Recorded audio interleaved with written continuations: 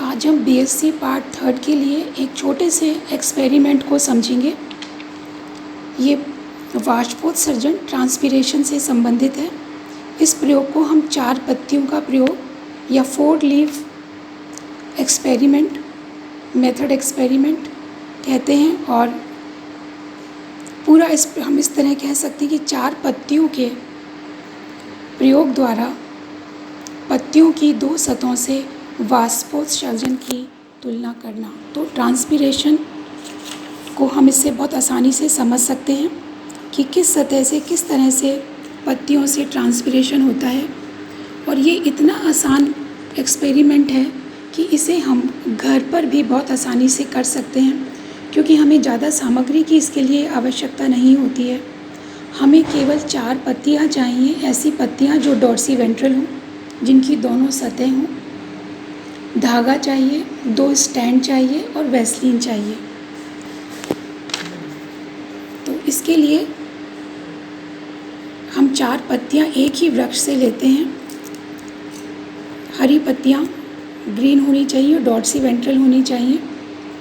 अब इन 4 पत्तियों को हम अच्छे से साफ़ कर लेते हैं। साफ़ करने के बाद हम एक पत्ती को जैसा हमने पेड़ से निकाला है, वृक्ष से उतारा है, वैसे ही रहने देते हैं। दूसरी पत्ती के ऊपर हम वैसलीन लगाते हैं। 3rd पत्ती के हम नीचे वैसलीन लगाते हैं। और जो 4th लीफ है उसके हम दोनों तरफ वैसलीन लगाते हैं। इसके बाद इन्हें धागे से बांध करके, जैसा कि हमें यहाँ चित्र में दिखाई दे रहा है, 2 स्टैंड के बीच में लगा देते हैं और इन्हें कुछ घंटों के लिए ऐसे ही रखा रहने देते हैं।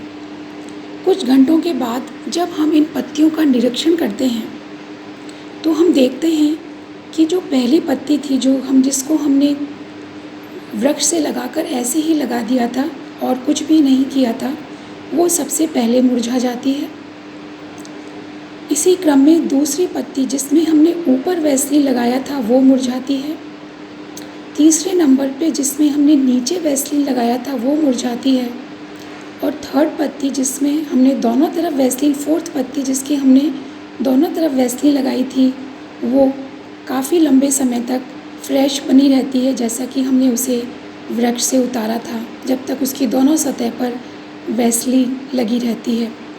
तो इस एक्सपेरिमेंट से हम ये निष्कर्ष लगा सकते हैं कि जो हम ये जानते हैं कि वाष्पोत्सर्जन स्टोमेटा की वजह से होता है, जिन्हें हम रंध्र कहते हैं। तो रंध्र, जब हम डॉर्सीवेंट्रल पत्ती का निरीक्षण करते हैं तो ज़्यादातर ये रंध्र निचली सतह पर होते हैं।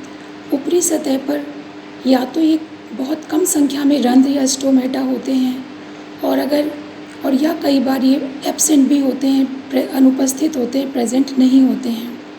तो इसलिए ये पत्ती हमें इस बात को बहुत अच्छे से स्पष्ट करती है कि पहली पत्ती जहाँ पर हमने वैसलीन नहीं लगाई थी, तो वहाँ रंध्र पूरी तरह से ऊपर और नीचे के खुले हुए थे, और पानी निकलने की वजह से वो पत्ती जल्दी से मुरझा गई। दूसरी पत्ती, जिसमें हमने ऊपर वैसलीन लगाई थी, तो ऊपर या तो कम स्टोमेटा थे या फिर आप वहीं रख दें, या फिर उसमें स्टोमेटा नहीं थे और नीचे के स्टोमेटा ज़्यादा होने से वो खुले हुए थे।